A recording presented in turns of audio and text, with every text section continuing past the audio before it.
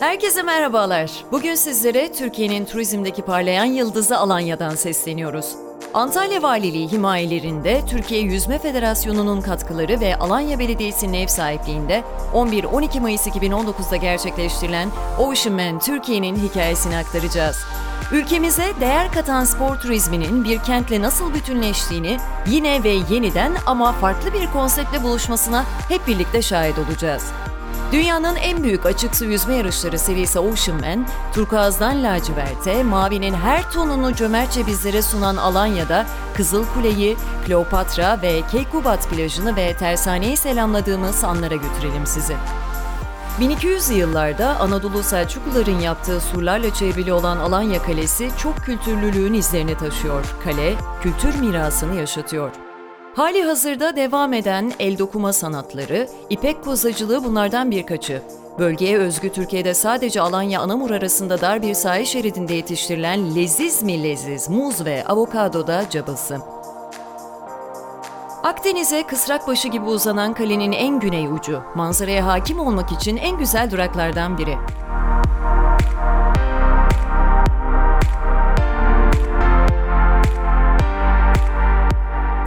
Sarkıtlardan damlayan sularla 15 bin yılda oluşmuş, turistlerin de gözdesi olan Damlataş mağarasını da unutmayalım.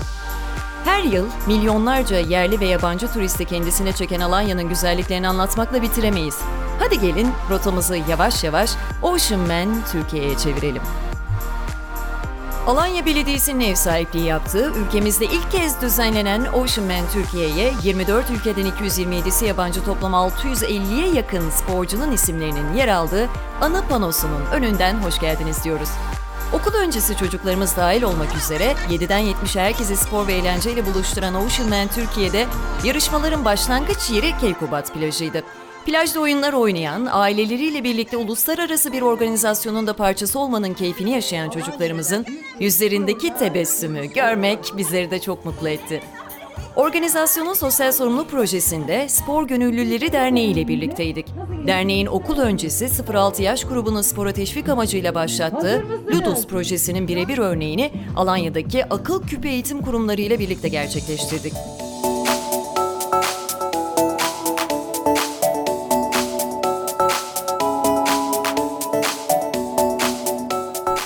İşte Ocean Kids'ler de bizlere el sallıyor.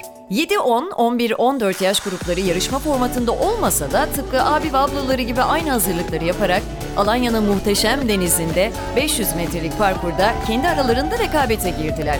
Kimi zaman müziğin ritmine kendilerini kaptırdılar. Kimi zaman da profesyonel bir yüzücü gibi hazırlıklarını itinayla gerçekleştirdiler.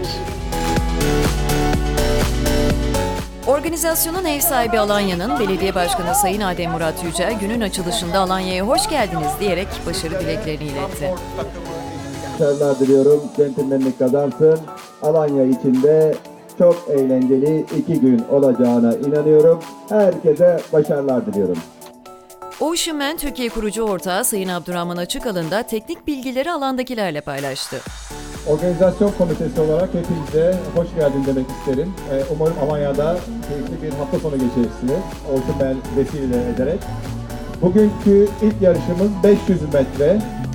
Sporcular toplu halde start alacaklar ve gördükleri ilk 2 balonun etrafından dönerek buraya gelecekler.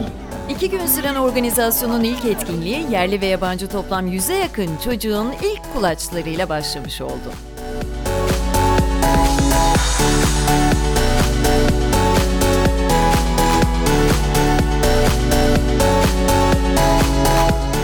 Rekabetin de bir o kadar yaşandığı ortamda denizdekiler güvenli bir alanda yüzmenin tadını çıkarıyorlar.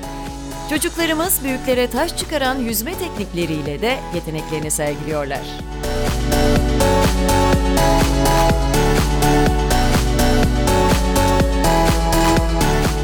Şimdiki dönüşe ise dikkat. Küçük sporcumuzun yönlendirme balonu etrafında dönerken kullandığı teknik ders verircesineydi.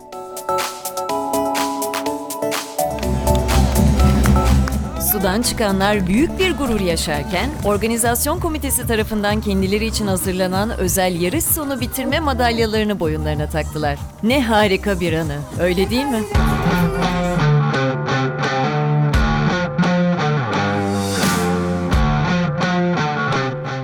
Şubat plajındaki yarış alanı yeni sporcuları beklemeye başladı. 7-10 yaş grubundan sonra sıra 11-14 yaş grubundaydı. Her sporcunun güvenliği ve görünürlüğü için zorunlu tutulan Swim Boy adı verilen güvenlik balonlarıyla sporcular kendilerini daha güvende hissettiler. Yaşça büyük olmanın getirdiği doğal haliyle de bu grubun denizdeki mücadelesinin daha çekişmeli geçeceği aşikardı.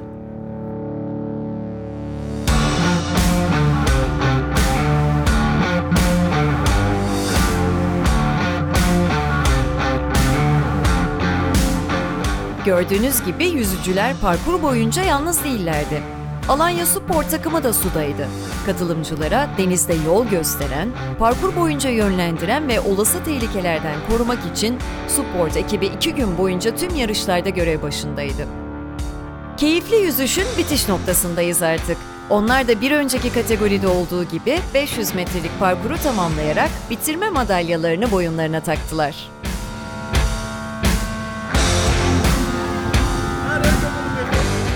11 Mayıs Cumartesi günü saat 15'i gösterdiğinde artık takım yarışlarının zamanıydı. 28 takımın yer aldığı, parkur uzunluğu 750 metre olan takım yarışlarının formatından bahsedelim. Yarış, kadınlar, erkekler ve karışık olmak üzere 3 kategoride yüzüldü. 3'er kişiden oluşan takımlarda ilk sporcular hep birlikte start aldı. Takım yarışı için start anına hazır mıyız? 3, 2, 1.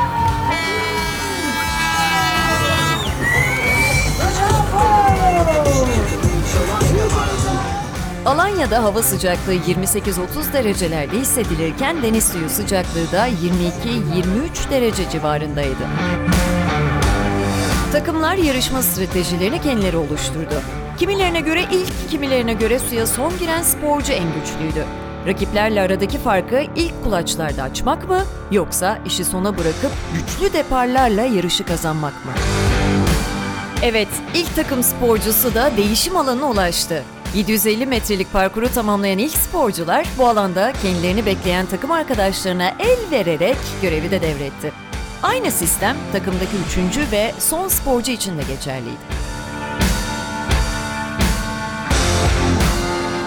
Yurt dışından Alanya'ya aileleriyle birlikte gelen sporcuların yüzmenin bir aile sporu olduğunu da kanıtlayan sahildeki bu görüntüleri ise harikaydı. İlk tebrik çocuğundan annesine. Ve böylece ilk gün yarışlarını tamamlıyoruz. Kendisi de aslen Alanyalı olan Dışişleri Bakanımız Sayın Mevlüt Çavuşoğlu'nun bizzat katılımıyla Ocean Man Türkiye organizasyonu daha da anlam kazandı. Şimdi ise ödül töreni zamanı. Alanya Belediye Başkanı Sayın Adem Murat Yücel, bayrak yarışında erkek kategorisinde madalyaları verdi. Alanya Belediye 1, Speedy Sturgeon, İstanbul Yüzme İhtisas takımları kazandı. Kadınlar kategorisinde madalyaları Alanya Kaymakamı Sayın Mustafa Arputlu takdim etti. 1. Göztepe Ladies, 2. Önemli olan katılmak ve 3. Swim Trio podyumdaydı. Bayrak yarışında karışık kategoride podyuma çıkan kaçaklar Alanya Belediye 2 ve Nil Spor 1 takımları madalyalarını Dışişleri Bakanı Sayın Mevlüt Çavuşoğlu'ndan aldılar. Bugün gerçekten böylesine güzel bir etkinlikte Kaymakam Bey'le, belediye başkanımızla ve arkadaşlarımızla beraber olmaktan mutluluk duyuyoruz. Öncelikle Abdurrahman Açıkalın'a ve emeği geçen tüm dostlarımıza bu etkinliği Alanya'mıza getirdikleri için teşekkür ediyoruz. Aynı şekilde CEO dostumuza da verdikleri destek için çok teşekkür ediyoruz. Bu sene düzenlenen etkinlik ilki. Yarın da devam edecek. Kaç gün devam edecek Abdurrahman Bey? Pazar akşamına kadar devam edecek. Ama biz önümüzdeki yıllarda da bu etkinliğe ev sahipliği yaparak geleneksel hale getirmek istiyoruz. Alanya'mız bu tür etkinliklere ev sahipliği yapmakta bilinen bir ilçemizdir. Triatlondan tutun da diğer spor dallarına kadar. Ben Alanya Belediye Başkanımıza ve Kaymakamımıza çok teşekkür ediyorum. Antalya Valimize, Gençlik ve Spor Bakanlığımıza, Yüzme Federasyonumuza ve diğer emeği geçen herkese ve sponsorlarımıza da çok teşekkür ediyorum.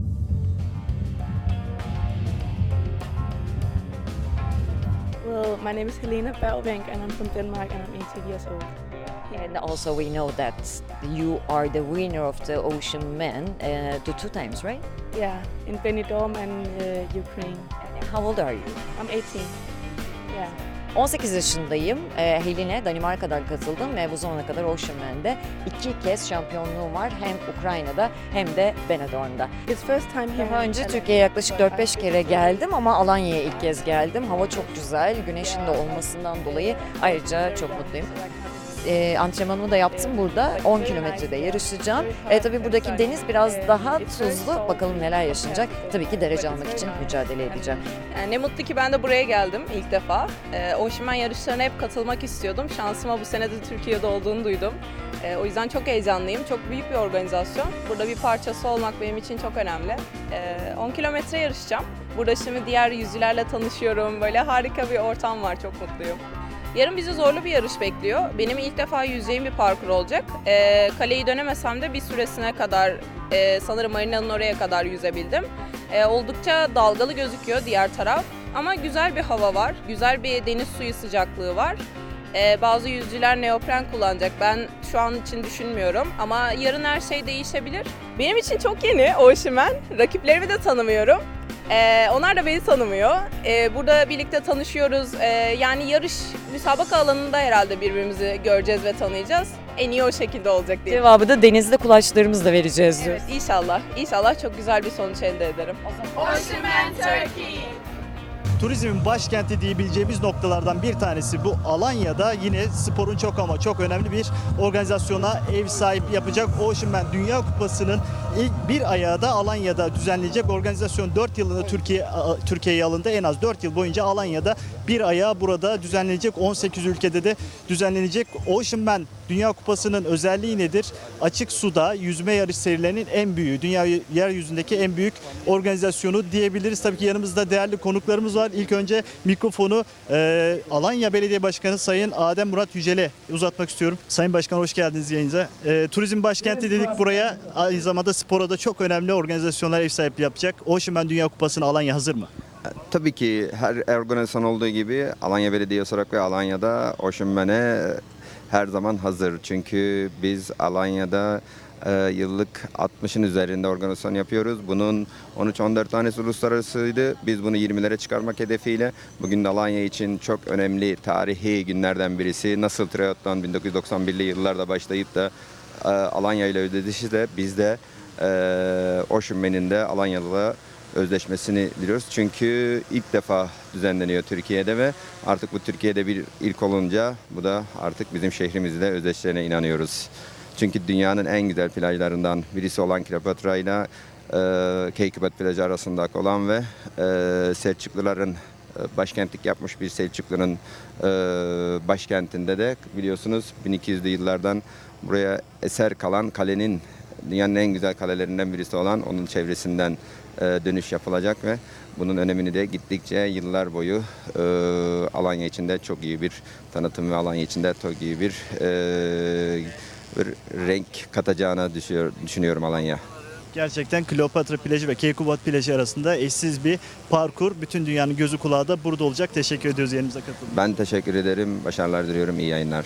Teşekkürler. Şimdi yanımızda Antalya Spor İl Müdürü Sayın Burhanettin Caferoğlu, Hacı Caferoğlu'nu alacağız. Güzel bir organizasyon, güzel bir hava. Sporcular hazır. Siz neler söylemek istersiniz? Evet, yine güzel bir organizasyonda birlikteyiz. Antalya biliyorsunuz organizasyon şehri, spor şehri, sporun başkenti diyoruz. Alanya'mızda uluslararası organizasyonlar bakımından muhteşem bir ilçemiz. Sporun başkenti, 70'e yakın uluslararası organizasyonu ev sahipliği yapan bir ilçemiz. İnşallah bundan sonraki süreçte de spor turizmi pastasından da daha büyük bir pay almak için elimizden geleni yapacağız il olarak da. Bu tür organizasyonlar elimizin hem tanıtım anlamında hem de spor turizm gelişimi anlamında çok önemli organizasyonlar. Ben katılımcı tüm yarışmacılara başarılar diliyorum. İnşallah bundan sonraki süreçte de bu tür etkinliklere devam edeceğiz. Çok teşekkür ediyorum. Türkiye'nin en güzel parkurunda 10 kilometrede yarışmak için heyecanla bekleyen 110 sporcu da hazırlıklarını tamamladı.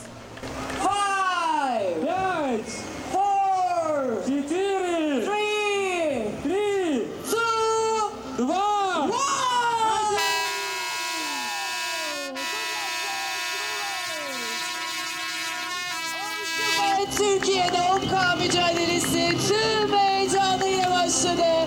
Tüm sporculara başarılar diliyoruz. Keykubat plajı, Kleopatra plajı arasındaki bu efsanevi parkur deneyimini ilk kez burada hep birlikte yaşıyor olacağız.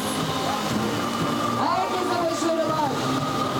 Sahil güvenlik, Alanya Surf takımı, dalgıçlarımız, Alanya Belediyesi. Denizde sizi asla yalnız hissettirmeyecekler. Teknelerimizle birlikte her daim yanınızdalar. Keyifli bir yüzüş olması dileğimizle. Öncelikle rotamızı bir hatırlatalım. Yüzücüler Alanya Kalesi'nin etrafında dolaşarak Kleopatra plajına varacaklar. Beslenme noktasında soluklanıp su, muz ve enerji jellerinden takviye alarak tekrar suya girip rotayı yine başlangıç noktası olan Keykubat plajına çevirecekler. Organizasyonun genel güvenlik prosedürü Alanya Sahil Güvenlik Komutanlığı'nın uhdesinde gerçekleştiriliyor. İlave olarak sürat motorları, jet ski, kano ve supboardlar da gördüğünüz gibi görev alanlarında. Keykubat plajından başlayan sporcuların arasından yarışında ilk metrelerinde öne geçen isimse Yunanistan'dan Nikolaos Simantiras.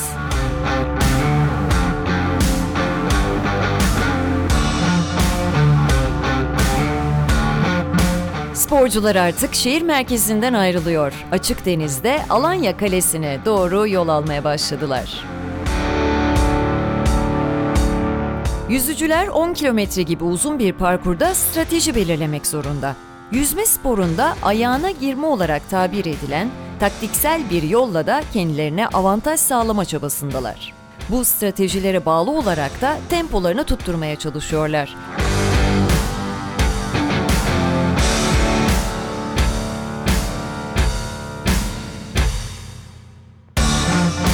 Yunanistan'ın ilk oceanman'i olan Simantiras, yarış başından bu yana temposunu çok iyi ayarladı.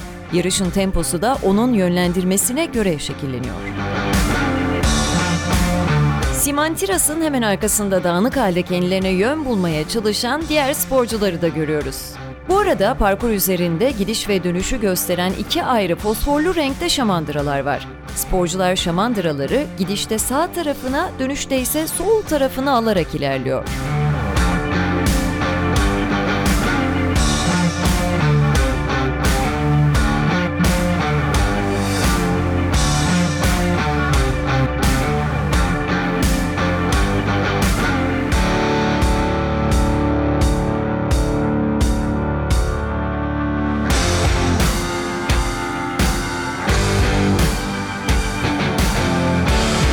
Ekranda da gördüğünüz üzere 12 adet yönlendirici şamandıranın kritik konumundaki 8'inde sabit halde bekleyen balıkçı tekneleri var.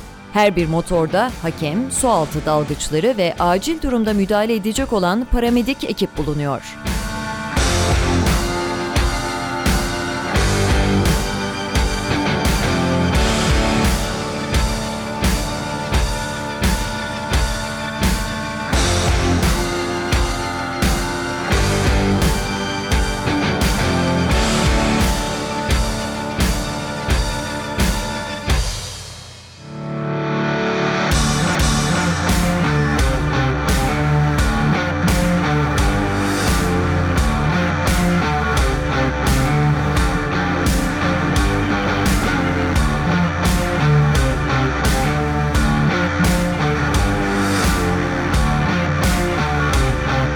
Alanya Kalesi'nin doğuya bakan burnu henüz dönülüp 2. kilometreye yaklaşılırken Simantiras belirgin olarak liderliğini sürdürüyor. Derinliğin değişmesiyle birlikte deniz rengi de turkuazdan laciverde döndü. Çok rahat bir tempo tutturan Yunanlı sporcu, kulaçlarını uzun uzun atarak Akdeniz'in derin sularını kucaklıyor.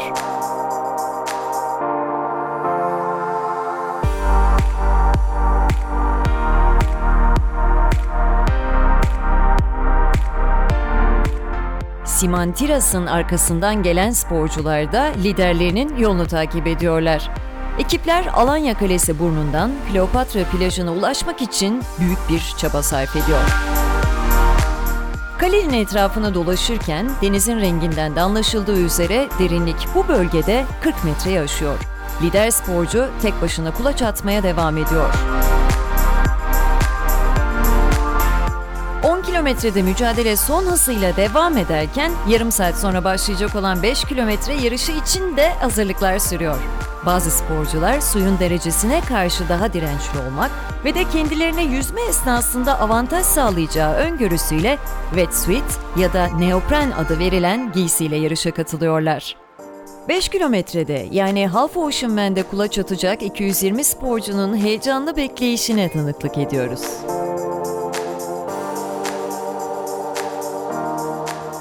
7-8 dakika sonra da 5000 metre startını vereceğiz burada. Tabii ki yarış başladı ama yarışın detayları hakkında biraz izleyicilerimizi bilgilendirmek istiyoruz. Yanımızda yarış saha direktörü Sayın Alper Şensan olacak. Merhaba. Hoş geldiniz yayınımıza. Günaydın, merhaba, hoş bulduk. Şimdi Oceanman dünyanın en büyük açık su yüzme yarışları serisi dedik. Bu yarış hakkında biraz bilgilendirelim izleyicilerimizi. Güzel bir parkur var, eşsiz bir parkur var. Bu yarış aralıksız mı devam ediyor yoksa yollarını nasıl buluyorlar? Oldukça zorlu da bir yarış. Evet, parkur 5 kilometre. Start ve finish arasında sadece 2,5 kilometrede bir yüzen beslenme noktamız var. Burada sporcular yorulduğu an su, muz ve enerji jellerine erişim sağlayıp dinlenme imkanı buluyorlar. Aynı şekilde 10K yüzücüleri de Kleopatra plajında karaya çıktıkları anda da orada da yine beslenme noktasına ulaşıyorlar. Şimdi baktığımız zaman Oceanman Dünya Kupası 18 farklı ülkede, 4 kıtada 18 farklı ülkede düzenleniyor. İlk kez Türkiye ev sahipliği yapıyor ve en az 4 yıl boyunca Alanya ev sahipliği yapacak. Dışarıdan gelen tepkiler, siz yarış saha direktörü olarak neler söylemek istersiniz? Parkur nasıl bulundu, Alanya nasıl bulundu? Oceanman dediğiniz gibi 4 kıtada 18 ülkede yapılıyor. Biz Türkiye'de ilkini organize ediyoruz. İlkinde 638 katılımcı sporcumuz var. 24 farklı ülkeden 240'a yakını yabancı. Şu ana kadar her şey çok güzel gidiyor. Bundan sonra da öyle geçecek gibi görünüyor. Aldığımız geri bildirim yabancı sporculardan çok güzel bir şekilde vakit geçirdikleri ve eğlendikleri yönünde. Gelecek sene tekrar geleceklerini ve arkadaşlarını da getireceklerini bildiriyorlar, söylüyorlar. Şimdi ben parkura tekrar gelmek istiyorum. Uzun bir mesafe, toplu start alınıyor. Peki yüzücüler yönlerini nasıl buluyorlar? Denizde şu an 12 tane büyük yüzen şamandıramız var. Şamandıranın araları 75'er metre. Ayrıca her şamandıraya biz birer balıkçı teknesi bağladık ve onları da numaralandırdık. Dolayısıyla yüzücüler şamandıraları yüzerken sağ koluna alarak parkuru takip edebiliyorlar. Gerçekten 7'den 70'e sporcular yarışacak ve bir aslında yüzme şöleni, spor şöleni diyebiliriz. Artık sporcular hazır. Sözü yavaş yavaş starta verelim. Biraz sonra 5000 metre yüzücüleri başlayacak ve ardından 1,5 kilometre sprint yarışlarıyla gün tamamlanacak diyelim. Antalya çok ama çok önemli bir organizasyona ev sahipliği yapıyor. 5000 metre startıyla sizleri baş başa bırakıyoruz.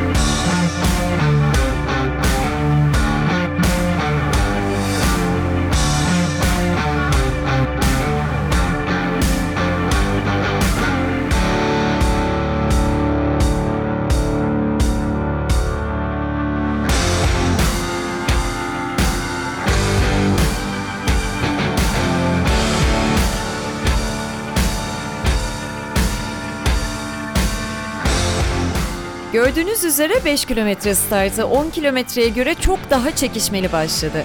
Kulaçlar suyun üzerinde adeta kelebekler gibi uçuşuyor.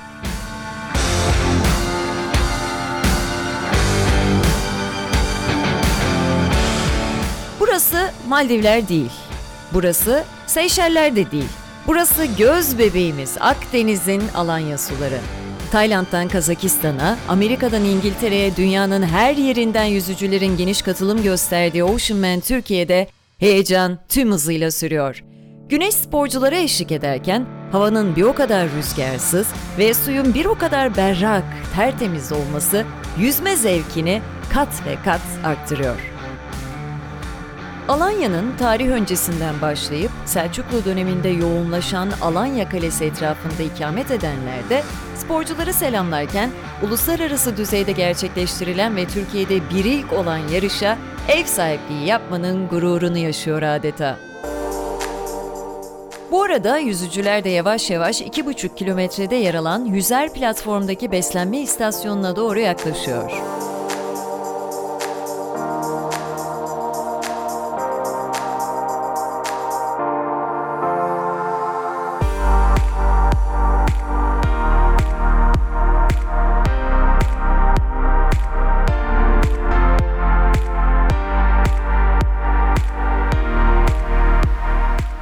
Beşka sporcuları da denizin derin bölgesiyle buluştular. Renk laciverte dönerken sporcular Yarımada'nın ucunda uzunluğu 400 metreyi bulan sarp kayalıklardan oluşan Cilvarda burnuna yaklaşıyor. 11. yüzyıldan kalma yapıları halk darphane olarak anıyor ancak kilise ve manastır olduğu tahmin ediliyor. Şu anda 5 kilometrede lider 3 sporcuyu yan yana görüyoruz. Peki bu manzaraya ne demeli? İnsanın dili tutuluyor değil mi? İşte Alanya Kalesi'nin hem doğuyu hem de batıyı selamlayan yüzü. Alanya'nın tarihi Yarımadası'nın batısından Damlataş plajının bitimiyle hemen başlayan 2 kilometrelik bir uzunluğa sahip olan Kleopatra plajına doğru gidiyoruz. Plaj, adını Antik Mısır'ın son Helenistik kraliçesi Kleopatra'dan almış. Efsaneye göre Roma generali Antoni, Alanya ve çevresini Mısır kraliçesi Kleopatra'ya hediye ettiğinde, Kleopatra her gün kale yamacında banyo yapmak için bu plaja inermiş. Bazı sporcuları şu anda yarışın 2,5 kilometresinde parkur içinde kurulmuş olan beslenme istasyonuna yaklaşırken görüyoruz. Su, muz ve enerji jellerine ihtiyaç duyan yüzücüler için hazır ve erişimi de bir o kadar kolay. Bu beslenme istasyonları adeta bir can simidi görevi görüyor. 10 kilometre yüzücüleri için Kleopatra plajındaki dönüş alanındayız. İlk sporcumuzu alkışlarla karşılıyoruz. Tebrik ediyoruz.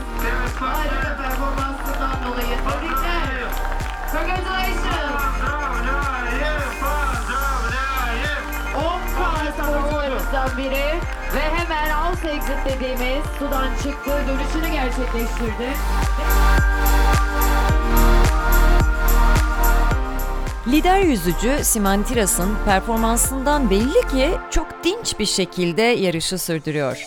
House Exit adı verilen, Avustralya çıkışı olarak dilimize çevrilen dönüş noktasından da geçti.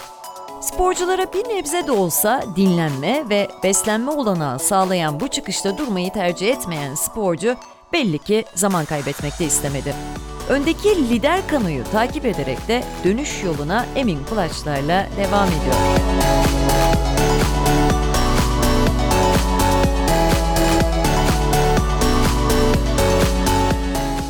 Başarılı performansını yakından takip ettiğimiz Yunanlı lider sporcu Simantiras, açık suda nasıl yüzülmesi gerektiğine dair adeta ders veriyor bizlere.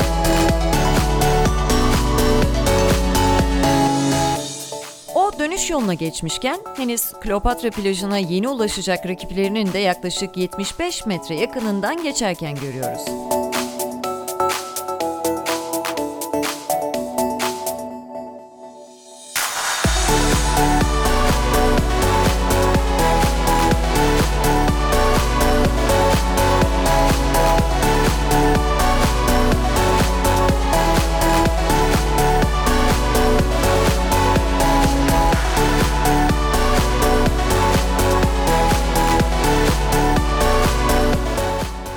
Lider sporcu sporcu Siman Tiras, Cilvardaburnu'nda dönüş yolunda kano eşliğinde ilerliyor.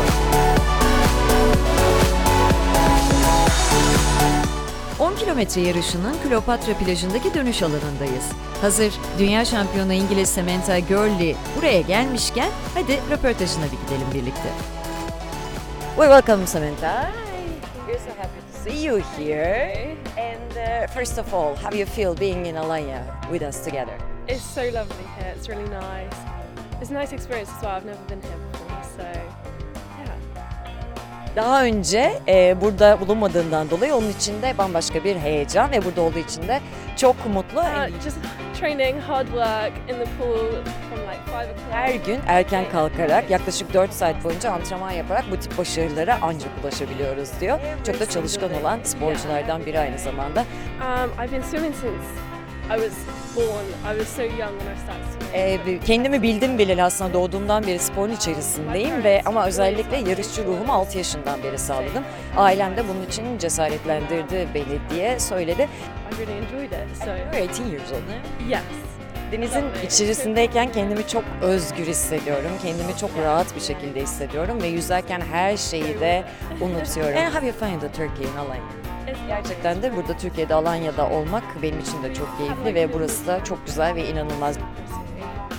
En büyük hedeflerimden biri de burada ilk 3 arasına girebilmek. Aynı zamanda da dünya şampiyonasına slot kazandıktan sonra da dünya şampiyonasında tekrar ilk 3 arasında yer alabilmek.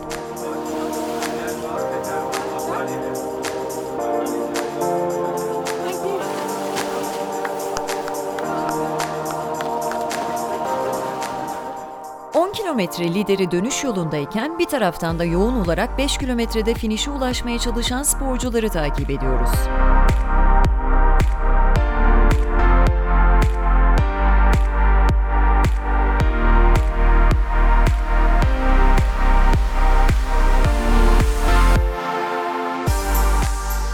Yarışın 4'te 3'lük bölümünü tamamlayan Yunanlı sporcu şüphesiz yavaş yavaş yorgunluk hissetmeye başlamıştır. Yüzücü dönüş yolunda rakiplerini gözlemleme şansı da elde etti. Aradaki farkın açık olması eminiz ki onun en büyük motivasyon kaynağı oldu. Bu arada da sporcular finişe yaklaşırken 5 kilometre parkurunu grafikte de görüyorsunuz.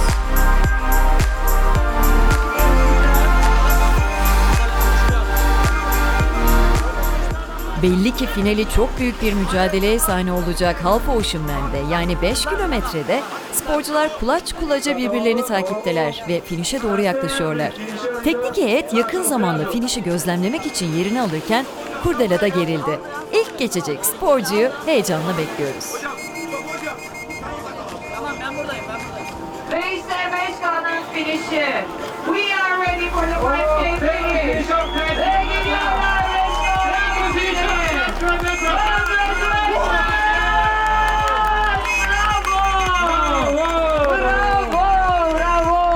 Bravo!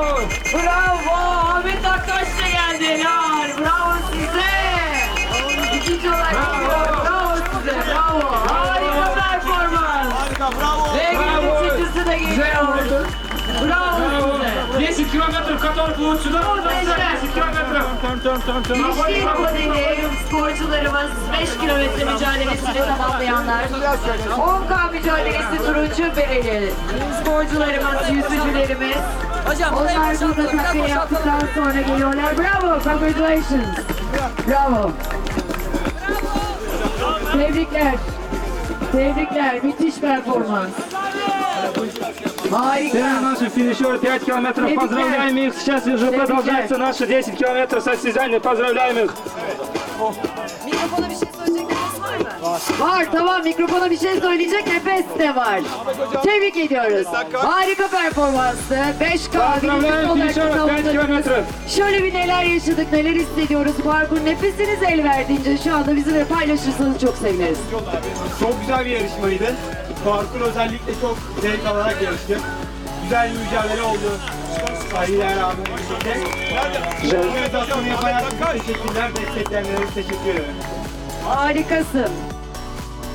Gültekin Er 1 saat 5 dakika 19 saniyeyle tekrar şampiyonumuzu alkışlayalım mı Gültekin'e? Bravo! Bravo Gültekin. Büyük bir çekişmeye sahne olan 5K'da ilk 3 sporcu belli oldu. 10K grafiğini izlerken isimleri hatırlayalım. Gültekin Er 1. Master'larda dünya rekortmeni Ahmet Nakkaş 2. Emirhan Altıntaş 3. oldu. Mücadele bir taraftan devam ederken bir kuraldan da bahsedelim. 5K yarışında son sporcu yarışı maksimum 2,5 saatte tamamlaması gerekiyor. Bu kural 10 kilometre içinse 4,5 saat.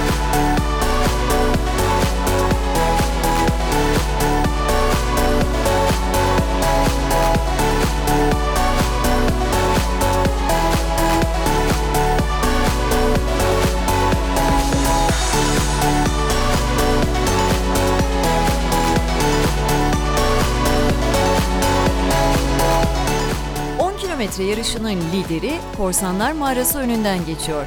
Eski zamanlarda bu mağaranın korsanlar tarafından ganimet deposu olarak kullanıldığı bilinmekte. Yarış sürerken gelin Alanya'nın güzelliklerini bir kez daha hep birlikte selamlayalım.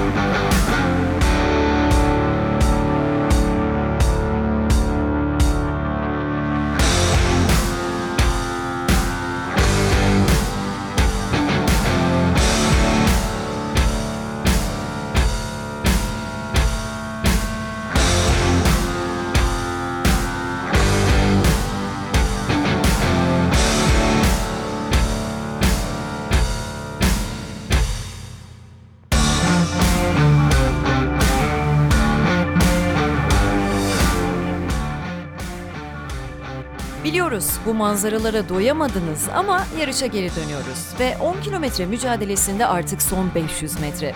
Lider Simantiras'ı tehdit eden hiçbir sporcuyu etrafında görmüyoruz. Zafere doğru tek başına ilerliyor. Sizler de fark etmişsinizdir. Temposu hiç düşmedi.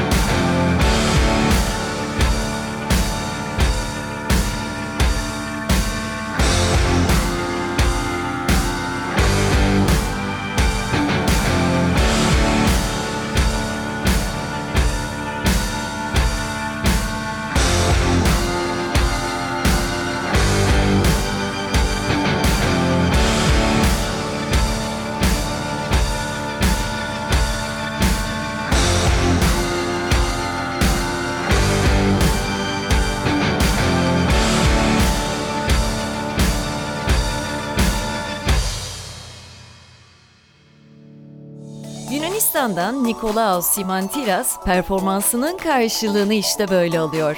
Yunan sporcu 2 saat 12 dakika 50 saniye ile 10 kilometrelik yarışı ilk sırada tamamlıyor.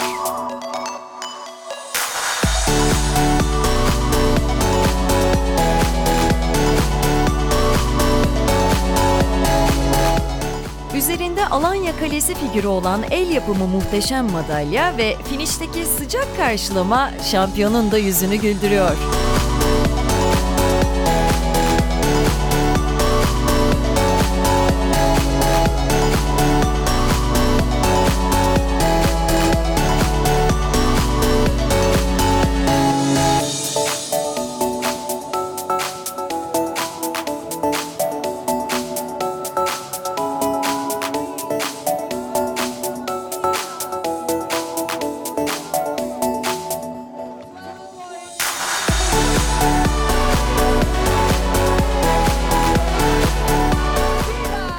Organizasyon komitesi sporculara yarış sonunda da yakın ilgi gösteriyor.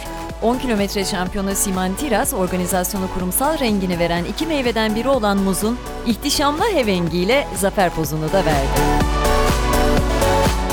Sporcular yarışı tamamladıktan sonra Alanya Belediyesi'nce hazırlanan zengin sporcu menüsüyle enerji topladılar.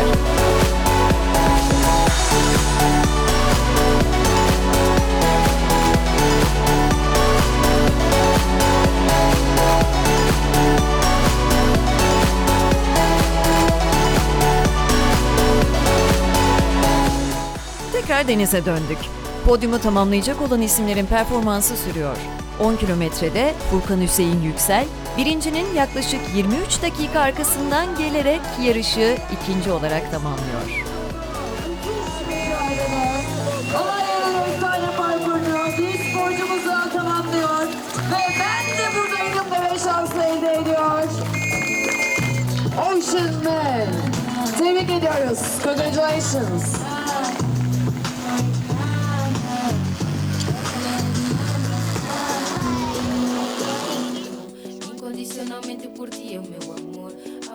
Furkan Hüseyin Yüksel erkeklerde 10K mücadelesini ikinci sırada tamamlıyor. 2 saat 35 dakika 26 saniyede 5 kilometreyi 1 saat 11 dakika 20 saniyede dönmüştü. Furkan Hüseyin Yüksel Yunan sporcu Nikolas'ın ardından podyumda kendine yer buluyor. Tebrikler. Yarış heyecanı sürerken muzun Alanya için önemine de değinmek istedik. Alanya'nın saygın muz üreticilerinden Şükrü Ağaoğlu'na kulak veriyoruz. Türkiye'de yıllık muz tüketimi 400 bin ton civarındadır. Alanya bunun 70 bin, 80 bin tonunu karşılamaktadır. Alanya muzu iyidir, yerli muzdur, organiktir. Türkiye'de sayılı yerlerde üretildiği için muzumuz çok kıymetlidir. Muzumuza gereken değeri verelim, yerli muz tüketelim, yerli muz yiyelim. Kesinlikle organiktir. Örtü altına alındıktan sonra parmaklar biraz daha geliştiği için hormonlu falan kesinlikle değildir. Böyle bir spor organizasyonunu Alanya'ya getirdiğiniz için sizlere çok teşekkür ederiz. Her zaman her yıl Alanya'ya bekleriz. Mikroklimalarda yetişen muzdan bahsettik. Alanya'nın markası avokadoya da değinelim. Antalya bölgesinde üretimin %80'i Alanya'da yapılıyor. Yılın sadece 4 ayında yetişen avokadonun enerji değeri çok yüksek. Avokado, sağlıklı yağlar, bol miktarda vitamin, mineral ve antioksidan içeriyor. Alanya'nın marka değeri avokadoyu henüz tatmadıysanız çok şey kaçırdığınızı söyleyebiliriz.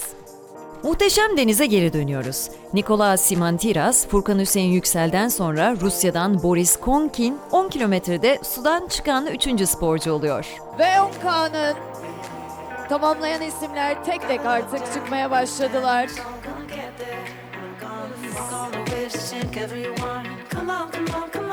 You are the third swimmer. Congratulations. Bravo. Bravo, bravo, bravo, bravo.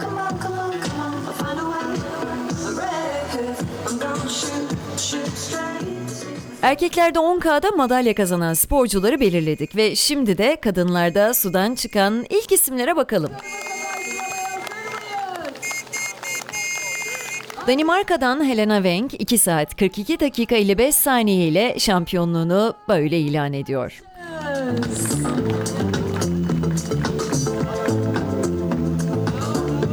Tebrik ediyoruz.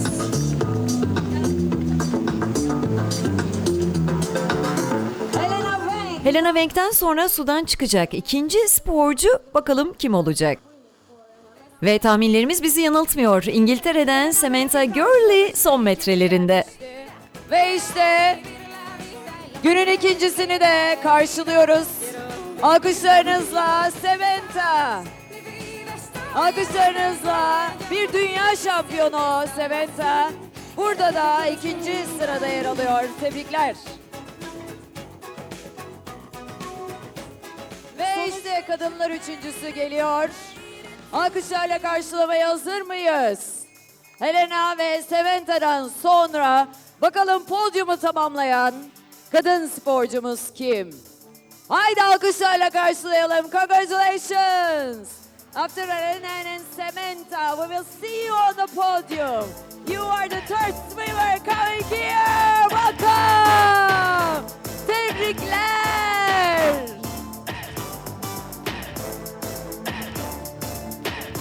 Deniz Kayadelen. Tebrik ediyoruz.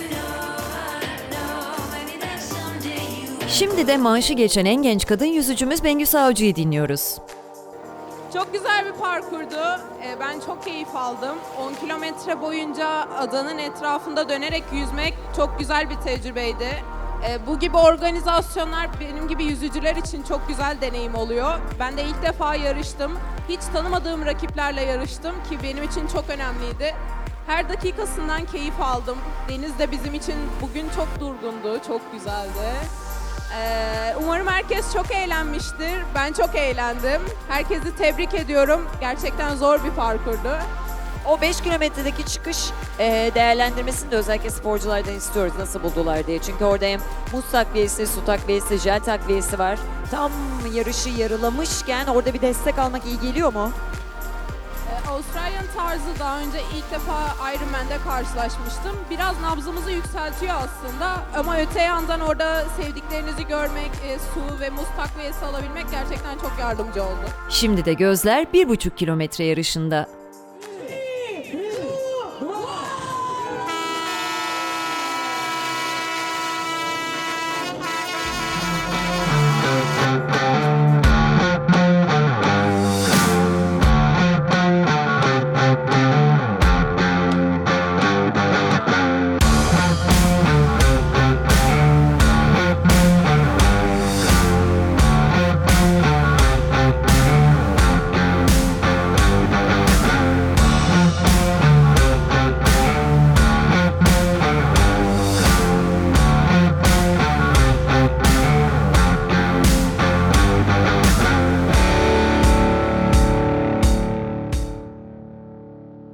Oceanman Türkiye'de 2 günlük organizasyonun artık son yarış heyecanını yaşıyoruz. Yaklaşık 130'u aşkın sporcu Ocean Sprint adı verilen 1,5 kilometrelik parkurda yol alıyorlar.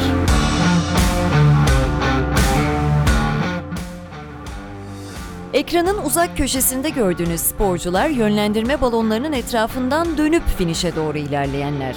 Ekranın yakın tarafında gördüğünüz sporcularsa henüz dönüş gerçekleştirmediler.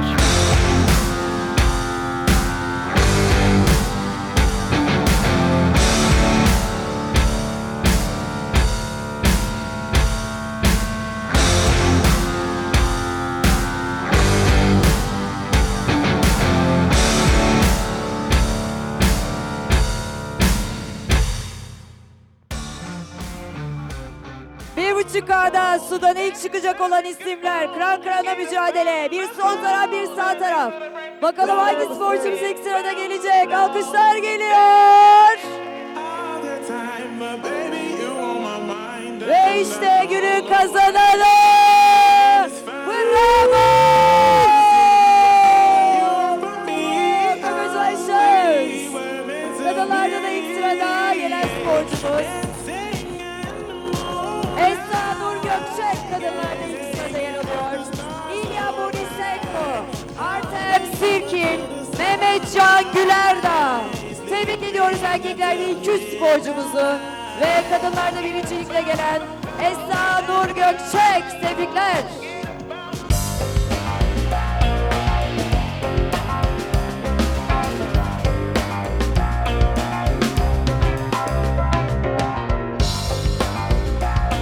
Şimdi ikinci günün ödül törenine geçiyoruz.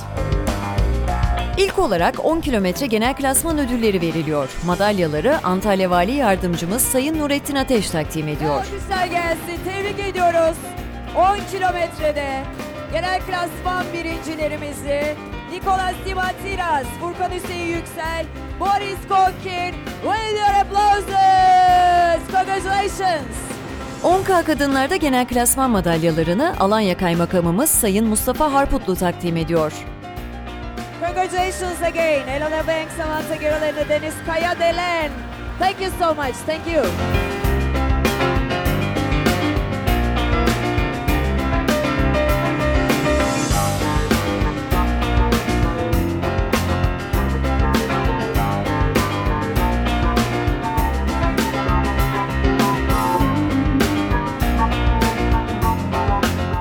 Belediye Başkanımız Sayın Adem Murat Yücel de erkeklerde 5 kilometrede genel klasman liderlerine madalyalarını takdim etti. Alanyalı sporcularımızı ayrıca tebrik ediyoruz. Bravo. Tebrikler. Gülsiginer, Ahmet Nakkaş, Emirhan Altıntaş.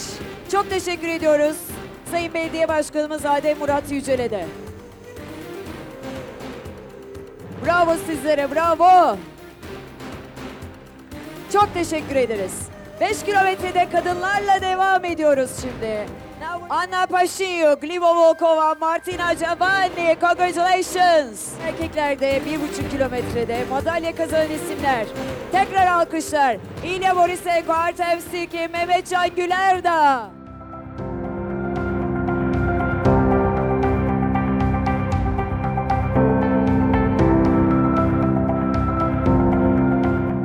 Ve tüm madalyalar sahiplerini buldu. Şimdi de Ocean Man CEO'su Fermin Egidio Alonso'nun organizasyona dair düşüncelerini dinliyoruz.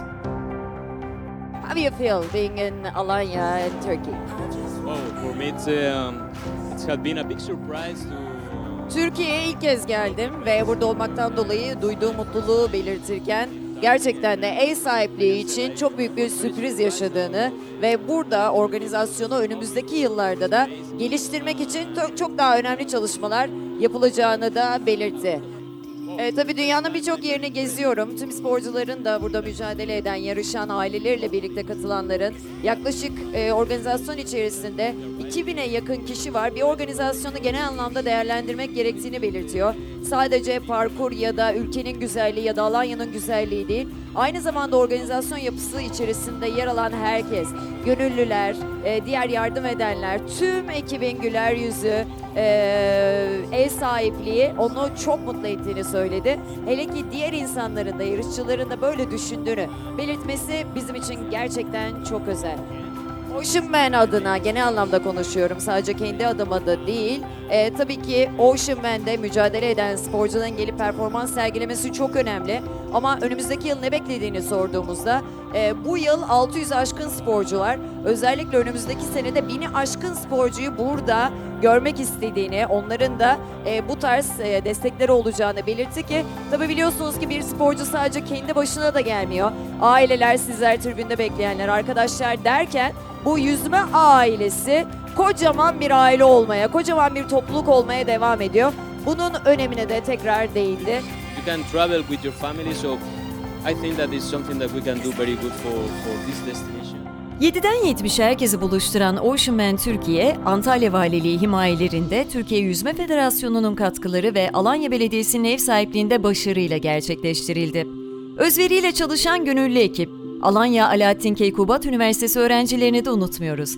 Herkese çok teşekkür ediyoruz. Seneye görüşmek üzere.